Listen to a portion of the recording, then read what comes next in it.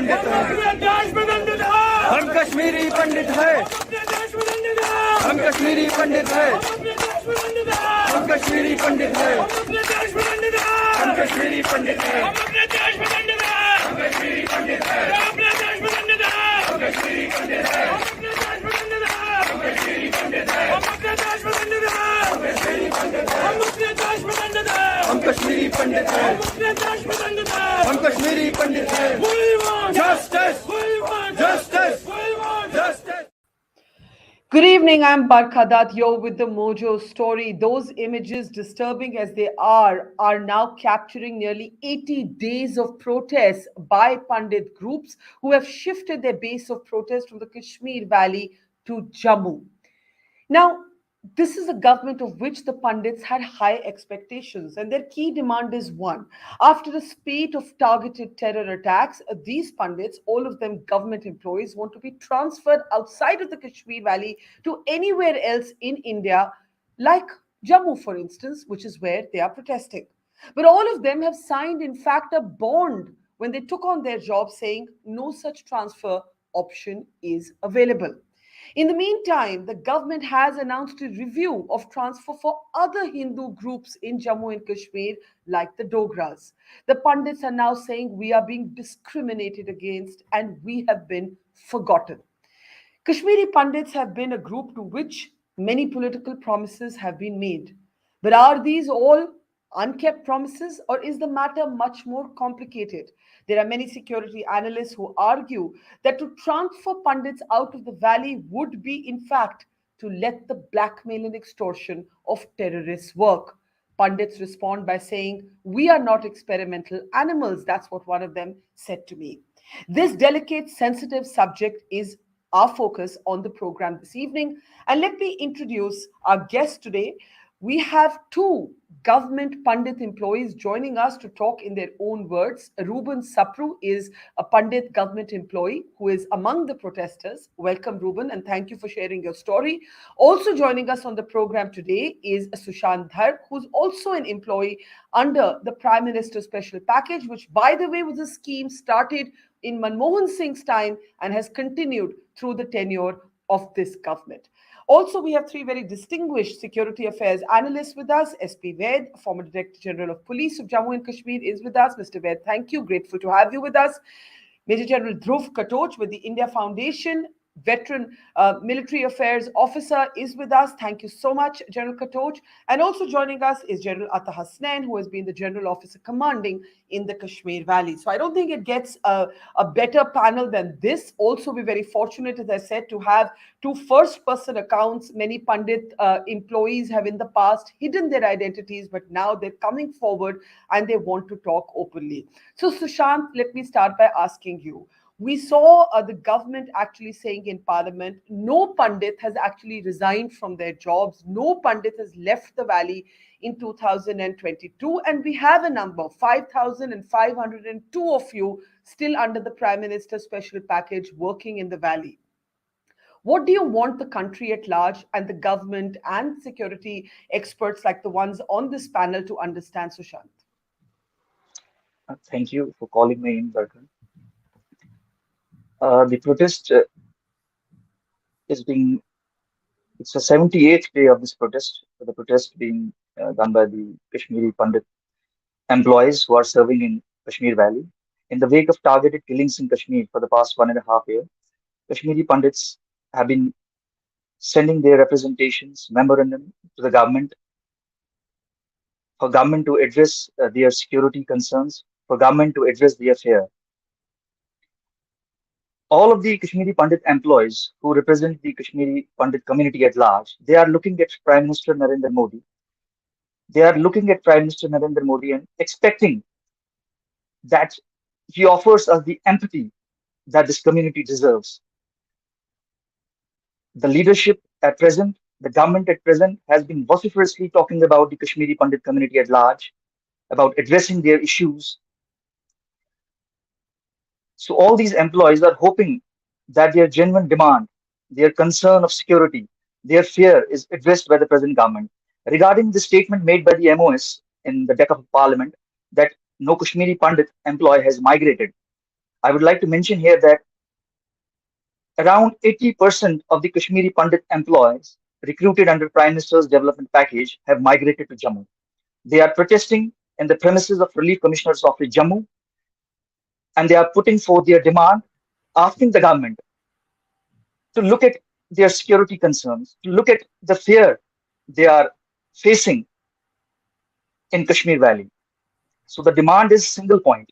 Attach us to the Relief Commissioner's Office, Jammu, until the security scenario improves in the valley, until the promises made to us by the government are fulfilled. You saw the spate of targeted killings. Rahul Bhatt was killed right in his working place, in his office, in Tehsil headquarters, which purportedly, as supposedly portrayed by the government, is a security zone. At Tehsil headquarters, a magistrate's office is a security zone itself. He was killed right at his working place. Rajni Bala, right at his working place. Vijay Kumar in the working place. So Kashmiri Pandit employees, they have a genuine fear. Their fear is Yeah. genuine. I will share an anecdote with all of the panelists here. I was going to the protest site today. It was raining heavily. One of the protesters sitting with me, he was saying that his little girl, he never allows him to go by his own car. He suspects, she fears, her little daughter fears that her father will leave for Kashmir. She fears that her father will leave for Kashmir. So that's a kind of desperation. That's a kind of Yeah. fear the Kashmiri Pandit employees are going through. They are enduring for the past 1.5 years. So Yeah. it's high time and it's right time for the government to address this issue.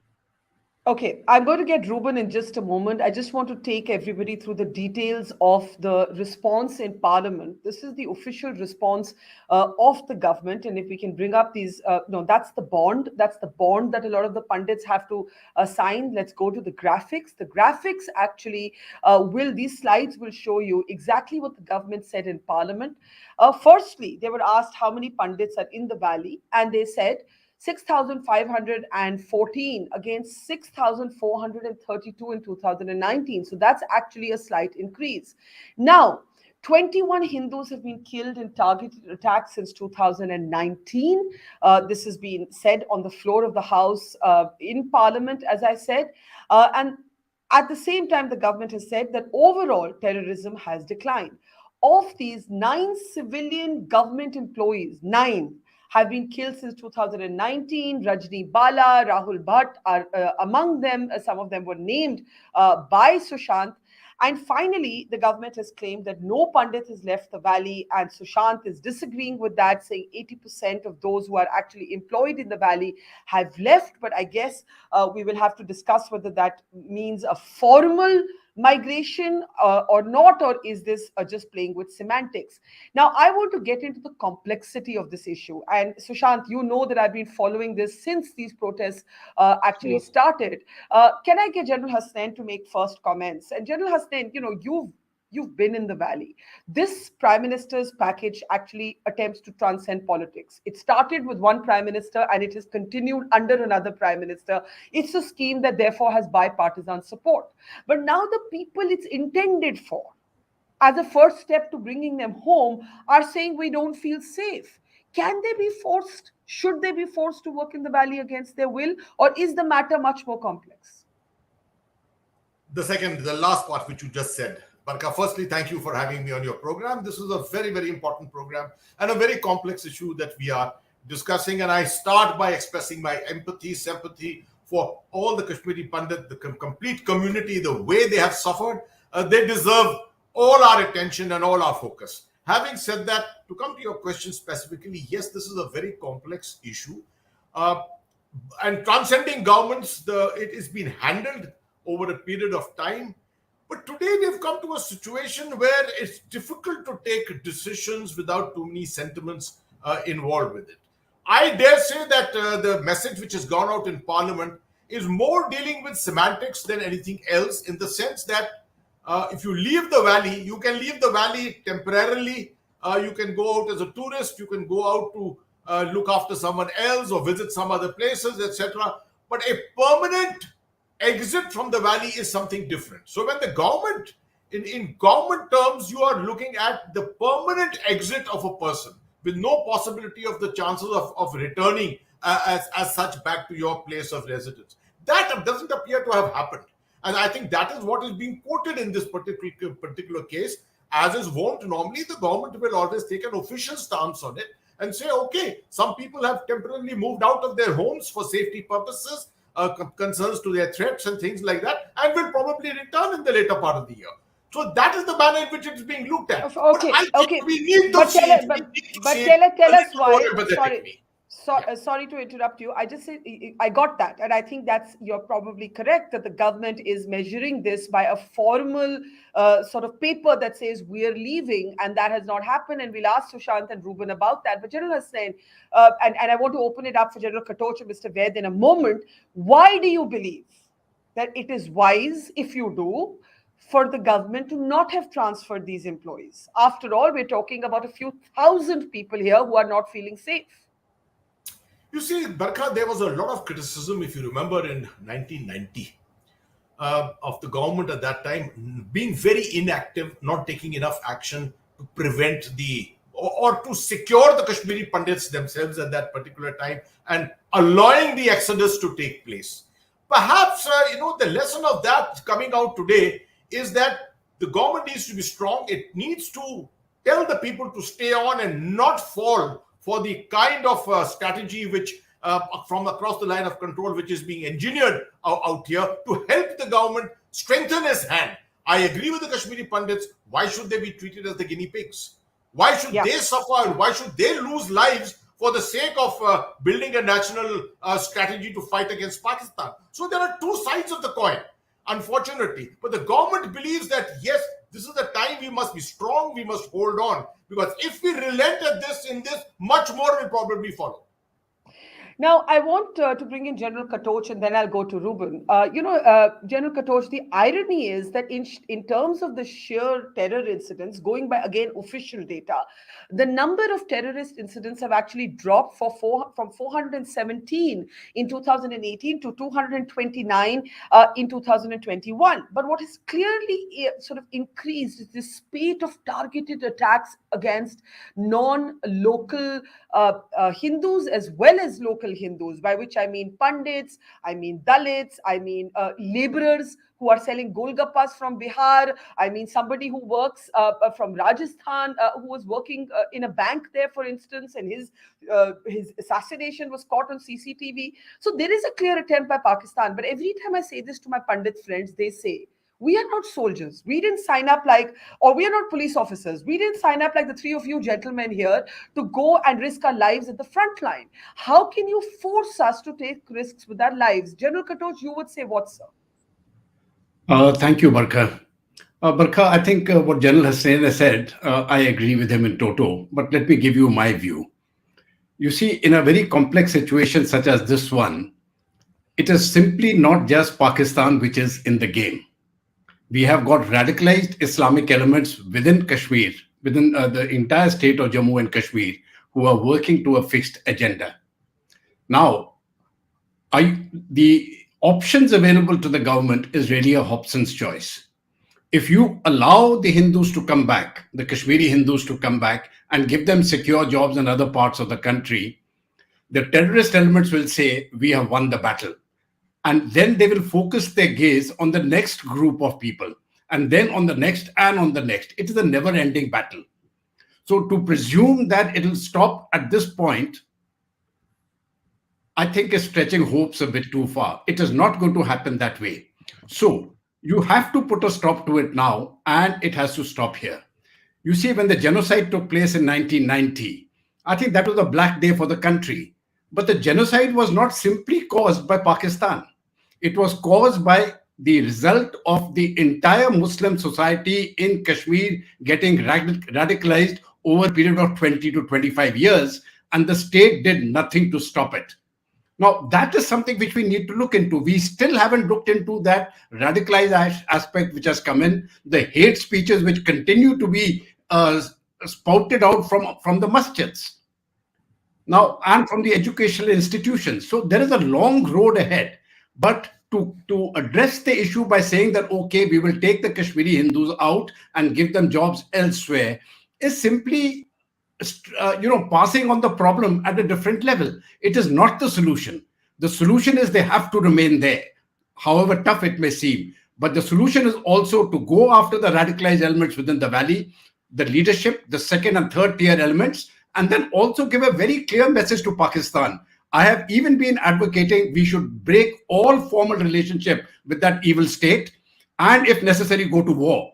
It is a warlike situation. There can be no compromise with the enemy. And unless we go to that extent, I do not think it's going to work. I have a brief follow-up for you, General Katoch. Point taken, Pakistan's strategy, Islamized elements within the valley. But the Pandits, Sushant, Rubon, men in their 30s, 40s, they might turn around and tell you, General Saab, that's your job. Vaid Saab, that's your job. Hasnain Saab, that's your job. That's why you're a soldier and a police officer, and we are civilians. Is it the job of the civilian? And I raise this as a philosophical question. Is it the job of the civilian to stand there in the wake of knowing that there is a mark on their heads? Because there is. I totally agree with you. And here, Barkha, my point is all the government employees which have been placed in Kashmir, in the Kashmir Valley, they need to be relocated within the Kashmir Valley. I have even gone to the extent of saying create a separate colony of Hindus of 500,000 people. Create separate colonies. People say no, too much of splitting has already taken place, but that's already there. Now, if you want to keep the Hindus in groups of 1 and 2, in groups of hundreds of thousands of Muslims, they will be butchered, because in that large group of Muslims, while 90% may be okay, not one of them has got the courage to fight the Islamists. And that is where the cowardice of the local Muslim community comes in. They are very strong, they are very brave, they do not have the power, and they will not speak against the clergy, which is filled with hate within the valley.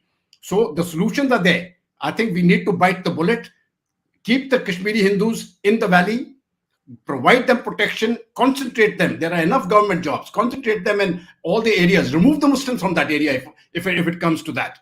Create separate colonies, keep them there, and then start moving towards more practicable solutions. Barkha. Thank you for your comments. Let me take that to Rubon, Saproo, and ask, is further religious ghettoization the answer? We already have a de facto kind of imagined religious line when we think of Jammu, Kashmir, and Ladakh. In any case, the erstwhile state no longer exists. That's question one. Question two, I'm also reminded of the Muslim shopkeeper who worked in a store in Srinagar, where the terrorists came for the owner, who was a Pandit, but the Muslim ended up taking the bullet. So this also happens. But General Katoch's point is that even locals who want to help are too terrified of the terrorist gun. So Rubon, what is the answer? You've heard both the generals. I'll come to Mr. Vaid also in a moment. They say, "Bhaiya, aap log jayenge, तो ये तो terrorist की जीत होगी. Today it's you, tomorrow it will be another group, then day after it will be another group, and there is no end to this. Then maybe it will be the Shias. Where do we stop?" What would you say, Rubon? Yes, I will answer each question. First of all, I want to try to understand that actually what is going in Kashmir. This package was actually announced in 2008 by the then Prime Minister and implemented in 2010. Right from day first in 2010, because I was appointed in first batch, we raised a voice against this package, that this package should not be implemented in Kashmir, because this package was implemented without any roadmap, without any plan. And 2013, 2016, and now 2022, we protested. In 2016, there was a protest of 120 days and 14 months of deadlock with the government, that we don't go back to Kashmir, because when we see that there was a little bit of huge disturbance in Kashmir in 2016 July. So it is not the first time that we are protesting. We are seeing that we are not feeling secure and safe in any terms in Kashmir, because I am at ground zero. I am working at ground zero. I know the situation better. I can assess the situation better. I can also imagine the intentions of the other person. Yeah. From after the killing of Ronald Butt, I can see that situation of 90s again repeats. I remember when AK Rana was joint director, food and supplies, was shot dead in his office. J. Rana, joint director, sericulture department, was shot dead at his office. Or AK Rana, assistant director, information, shot dead at his office. The same is repeated today when the Kashmiri Pandits are being killed at their offices. So I am going Kashmir for job. Then I am not safe there. So what I have to do there? I want to say that there is the mindset intact which has worked against the Kashmiri Pandits in 90. This mindset is intact till date. Unless and until that mindset will not be dismantled, I don't think that Kashmiri Pandits can live in valley or they can work in valley. Rubon, I want to ask you. You heard both General Hasnain and General Katoch saying create enclaves within the valley, create enclaves of Pandits or Hindus within the valley. Is more ghettoization the answer? Then why I want to why I want to remain in security? I want to remain on my own conditions. That means that government is accepting that conditions are not feasible for Kashmiri Pandits in Kashmir. This package was linked with the rehabilitation of 4,000 Kashmiri Pandits. I want to say it again. 5,500 jobs were given, but only 4,000 Kashmiri Pandits were employed in this package. 1,500 are other community members. So when 4,000 Kashmiri Pandits were employed, it don't fulfill the desire of the rehabilitation package, rehabilitation of the Kashmiri Pandits and Valley. We demand, our demand will continue that this should be relooked and the Kashmiri Pandits should be attached at the Office of Relief and Rehabilitation Commission at Jammu. And when the government will frame a complete rehabilitation policy, we want to become a part of that entire rehabilitation policy. Okay. Till date, I don't think that we feel secure in Kashmir. So you think that to create that enclave, like General Katoch suggested, is actually an admission of the fact that you're not safe. And I'll take that back to the two generals. I need to come to Mr. Vaid, but very briefly, Sushant, I want you to explain the bond. I think a lot of people don't know about this bond, your contract terms, which actually keeps you almost bonded to your place of work. Can we have the bond come up, please, while Sushant explains it? Go ahead, Sushant. I think this bond, we are talking in the year 2022, and we are talking about a bond that binds an employee, and Kashmiri Pandit employee in Kashmir, and says that if anything happens in Kashmir Valley, you won't be transferred. If anything happens to you, you are killed, you are bombed, you won't be transferred. To be fair, the paper doesn't say that. Your terms of employment is basically a Kashmir posting and doesn't allow for a transfer. Right? It doesn't allow for a transfer. I just want to be accurate. Yeah. In any eventuality, it says in any eventuality, you won't be transferred anywhere. Yeah. And how do you feel about this bond? You signed it. You signed it, right? Sushant, you signed the bond? Yes. It's very unfortunate. It's very sad that we were made to sign this bond. Our need, our desperation for a job was used by the government, by the then government, by the then UPA government and the Umar Abdullah government. So as Rubonji has already mentioned, that this entire rehabilitation package, an historical blunder has been made, and the current government, they need to redo this package and undo this historical blunder which has been made. So that's the bond on the screen, Mr. Vaid, and it does quite clearly. Basically, it's like a terms of employment. It basically says, "Bhai, your job is in the valley, और आप इस पे transfer, इसके बलबूते पे आप transfer नहीं मांग सकते." Today, the Pandits are saying we can't be held chained by this bond. Now, I recognize that there are very complex security considerations at play here, Mr. Vaid. But how do you make somebody work against their will if they're not? I understand tomorrow a soldier or a policeman can't say, "I'm not safe, please transfer me." Does that apply to civilians? Should it apply to civilians? Vaid sahab? Barkha, I just want to take you to 1990. If you recall, the employees of Jammu region who had to work in secretariat and various directorates. When Darbar move first time happened in 1990, they had to go to Jammu, from Jammu to Srinagar, and they also faced similar threat. And anybody from Jammu, Kashmir very well, would have been targeted in 90s as well. And government came out with a proper thought out scheme at that time. I was a young SP, and the senior officers of the government at that time drew up an action plan how to shift secretariat from Jammu to Srinagar in the early 1990, and where to accommodate them in secure accommodation. The hotels were hired. There was a proper guard in that hotel. There were proper frisking of people entering the hotel. Then the places they were to work, like say new secretariat or maybe other directorates, which were ensured that they are guarded. And secretariat is one of the highest guarded place. You know that. The transport they had to take from hotels to the secretariat, that transport was properly guarded. Coming to this issue, see, this was a good intention scheme, but I think proper strategic thinking had not gone into it. The idea was to accommodate Kashmiri Pandits against posts available in Kashmir Valley for them as per their population or quota, so that they are not deprived of vacancies, because the situation and sudden eruption of terrorism in Kashmir Valley forced them to flee. They needed to be employed against those posts in Kashmir. And similar thing happened to Jammu employees, because in Kashmir there are no scheduled caste, you know that, in Kashmir society. So every recruitment has some quota for scheduled caste. Maybe 15% or whatever number it is today. So employees from Jammu needed to be recruited against those posts to fill those vacancies.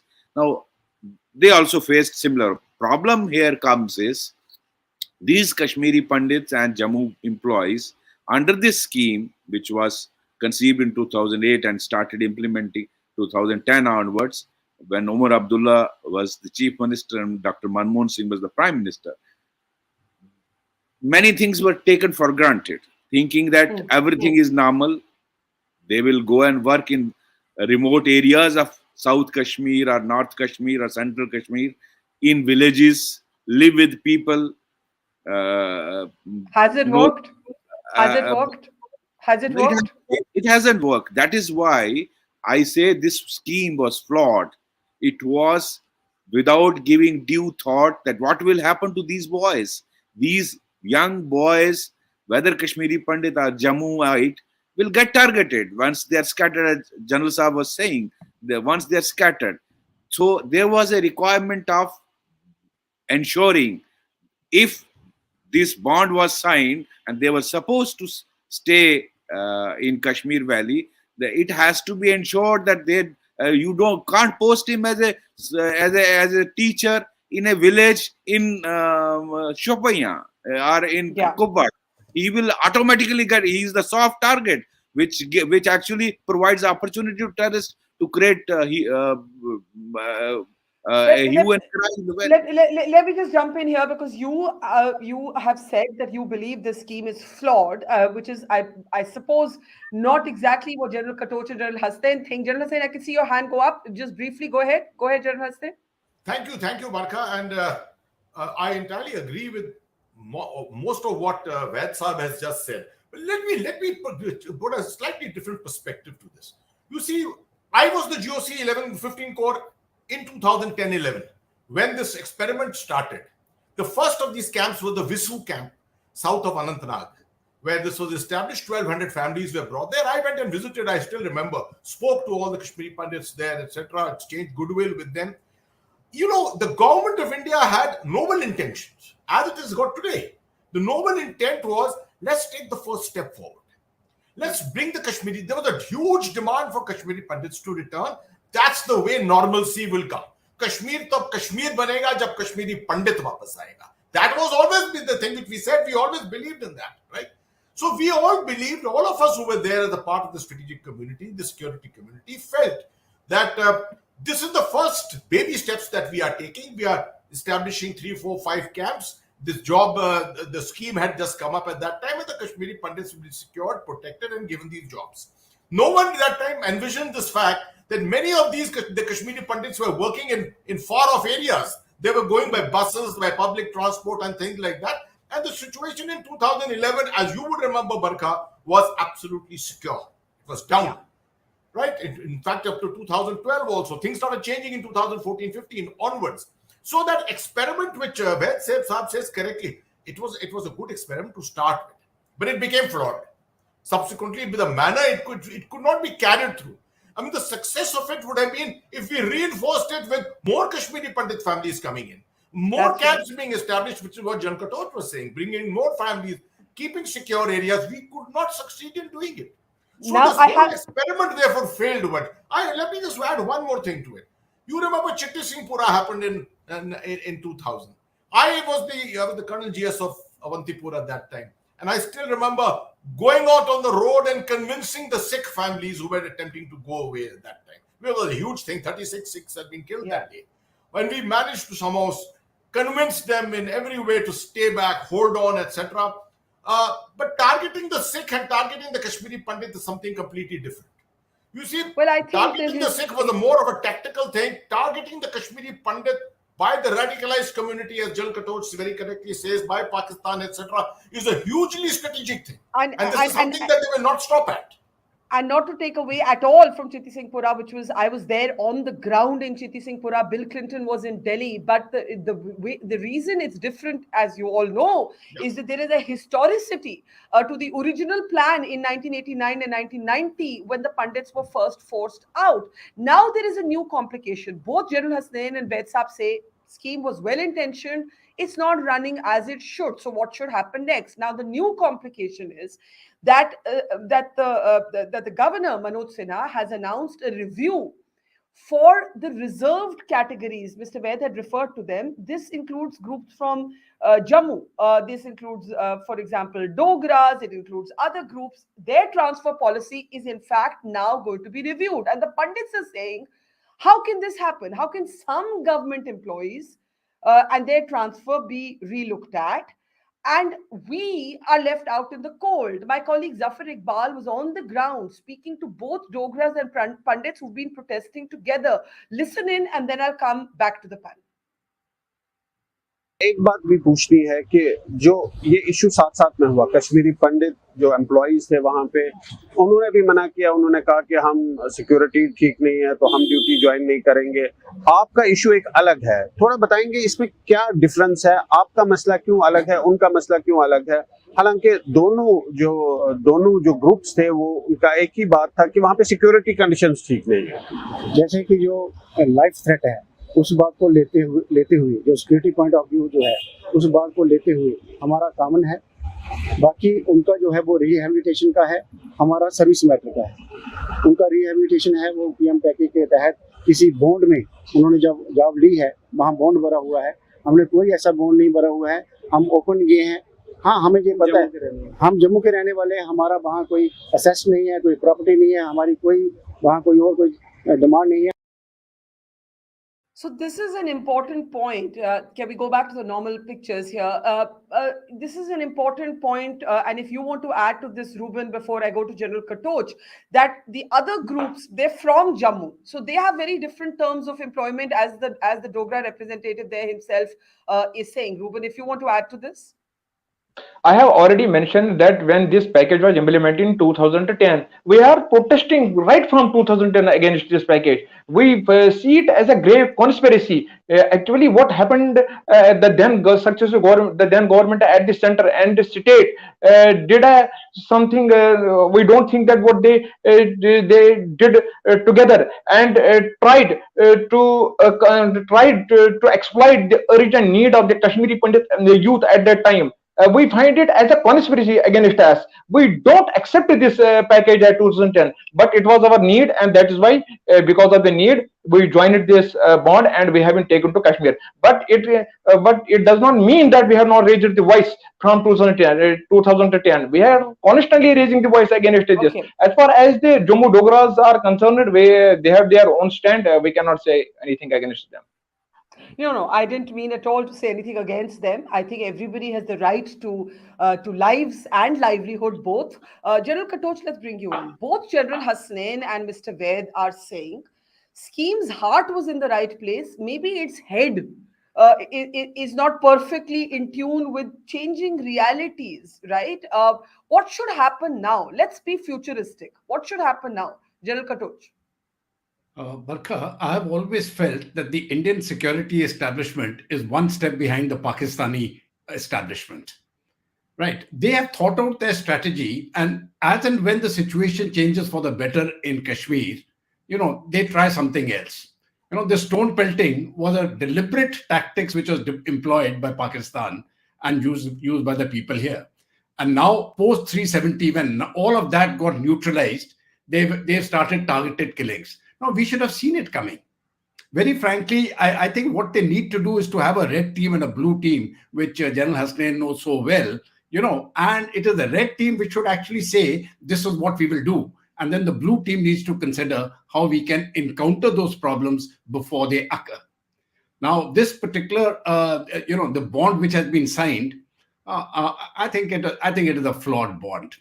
I think what they have done is, in this bond, which was made in 2008 and implemented in 2010, I think there is something dramatically wrong with it. But once they have signed that bond, it is the duty of the state to ensure that the people who go there are protected. And that is why I'm saying, if you put them in concentrated areas, you can protect them. But if you are going to put a person in a village in one particular place and there's no one else there, I'm afraid the state is not in a position to protect 5,000 people or 10,000 people separated by vast distances. But if those 5,000 people are concentrated into few groups, we can secure them both at the place of residence and at the place of work. Now we have to look into those. There are no easy answers. Yeah. Because whichever action you take will have negative spillouts. So here, when we are looking at choices, we have got choices we are looking at two choices, both of which have negative consequences. It is not a choice between good and evil. There are choices between two evils. We have to take the lesser of the two evils. I'm afraid that the choice which was made in 2010 did not serve the interest of the community. It did not serve the interest of the Kashmiri Hindus. And I think that policy needs to be reviewed. And if they cannot review it, they must provide security to every single soldier, every single individual who is there, regardless of the cost. Barkha. But as you said, when you have more than 5,000 people, civilians spread out in the valley, it is impossible. I mean, the state would be lying if it actually said that it can guarantee the security of each one of them. Now, General Katoch's answer is Hindu enclaves within the valley. Mr. Vaid, is that an answer, or does that deepen the divisions further? I don't know. It's such a complicated issue. It is very complicated, Barkha, but let me mention here, we all sign bonds when we join service. I'm so sure General Saab, when he joined, both General Katoch and General Hasnain joined army, some sort of that you will be prepared to serve anywhere in the country. You cannot, as when I joined Indian Police Service, these bonds are there. But that does not mean that you allow these young boys and girls to be easy target by terrorists. That is, I'm sure if all heads are put together, we will come out with a solution. Something what I was mentioning about Jammu-based employees moving to Kashmir in 1990s. You need to ensure that they are posted in offices which are protected. They are posted. Everyone is given secure accommodation. I am told many of them live in rented accommodation, which are not guarded at all. You can't ensure this unless government ensures that. I don't think you should force them to just obey this bond, because you can't have any more Rahul Butts. Already you had many killings, and leaving them as they are, I think you will have many more killings, and that would be not prudent for the government to do. So let me bring in Sushant before I give General Hasnain the last word. Pundits that I've been speaking to say that 80%, I don't know if this number is correct, but this is the claim by the protesters, 80% are still living in rented accommodation. Now, rented accommodation is an impossibility then to secure. Now, with Rajni Bala, the Dalit school teacher who was killed in a targeted attack, that was her last day at school, and she was supposed to move to another safer zone on the day she gets shot, and then her husband is moved to a safer zone. Sushant, is the answer, as General Katoch is saying, that all of you have to be in one place? You have to live in one almost secure zone within the valley? Is that the answer? See, Barkha, when we are talking about separate enclaves having a robust security intelligence grid, as MOS Home Nityanand Rai ji has said from the deck of the parliament, I would like to mention here that MOS Home has said that out of the 6,000 transit accommodations to be made for the Kashmiri Pandit employees, only 1,025 have been substantially completed, and the rest 4,975, 5,000 accommodations are yet to be constructed. This is why I'm saying is, when we are talking about enclaves, when we are talking about a grid, security intelligence grid establishment, it all seems semantics to me. When for the past 12 years, a single room hasn't been constructed for this package employee, how he is going to take this enclaves, security grid, intelligence grid? How are you going to secure these 4,000 package employees who are putting up in 10,000 rented accommodations across the valley?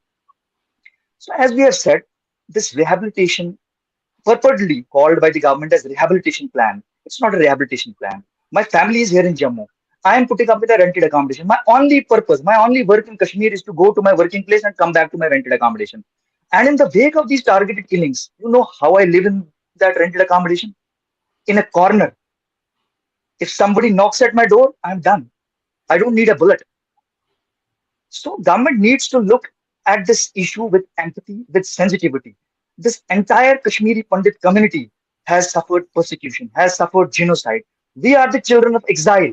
We have endured a violent trauma all these years, 32 years. For what? Now our parents wanted that our children, they will look after us. And now what we are doing? Our parents are calling us every day or the other, every moment of the other. Sushant, are you safe? Sushant, how are you doing? ऐसा हो गया, वैसा हो गया. तो ये community ने जो है बहुत सफर किया है 32 साल से. We can't look at it a very small prison. We have to look at it at this community. This community has suffered genocide. This community has endured massacres. Vandhama, Nadimarg, Sangrampura. Hundreds of thousands of Kashmiri Pandits have died, not only in Kashmir, in camps also. I am living in a camp for the past 32 years. My family is putting up in a camp for the past 32 years. Prime Minister of this country, he empathizes with us. He vociferously talks about us. He says that we remember the hardships and atrocities faced by Kashmiri Pandits. But now is the time to show a big heart. These children, these girls, these women, they are your own children. They are under fear. They want the safety of their lives. What are they asking you? What are they asking you to do for them? All they are asking is life. General Hasnain, it's difficult to argue in the light of the lived experience of Sushant and Rubon and families like theirs, but I do give you the last word, sir. I'm absolutely with Sushant. I have no doubt what he's saying is 100% right. But I also want to endorse what General Katoch said. You see, enclaves, this Visu enclave in south of Anantnag, between Anantnag and Kazikund, was a fairly good success, I would say. 1,200 families were living there, and they were going to work to their places of work from around there. I agree it was not very secure. The methodology of transportation, etc., was not very secure. Those are better times, and today probably there will be greater threats. The other issue that needs to be just kept in mind is that the government of India, to my mind, in the last 3 months has taken some proactive action. I was in the valley a month ago exactly, and I did speak to people. There has been a come down, first of all, in these targeted killings, which is merciful that it has happened. But in the last 3 months, it seems a little bit of relocation of jobs has also been done. I agree, it's the tip of the iceberg, which has probably been achieved. Much more needs to be done on that front. So a combination of ensuring that every single registered Kashmiri Pandit worker who's working with the government of India in the valley, he's known, his place of residence is known, and he is put together at a place where his workplace is also secure. The transportation up to his workplace is also secure. That's the way this is going to work out. And keeping in mind the fact what John Katoch said, enclaves is the answer. I would say at the end of the day, government of India needs to ensure that the promised construction of these houses, etc., is done, is finished, because it's been a very long time. This is the manner, if in case we want to send home a clear message by ensuring that the Kashmiri Pandits stay back in the valley, then we have to hold their hands. We have to make sure that the infrastructure is all available to them. And most important, we have to ensure their security. Well, we will leave it there. I just want to say that it is a matter of some sadness that it has been nearly 80 days since men like Sushant and Rubon have been protesting. And at least it's an issue that needs more attention. Our parliament should be having a full-fledged debate on this. Our media should be leading with this on at least a few days. This needs much more attention at the heads of men like Mr. Vaid, General Katoch and General Hasnain to be put together with people in the government, at least prioritize it. That is the bottom line. Thank you, gentlemen. Take care, stay safe, and have a great evening. It's great to see you here. Thank you for watching our work. If you haven't subscribed yet, don't forget to click the bell icon and subscribe to Mojo Story and support independent, robust journalism.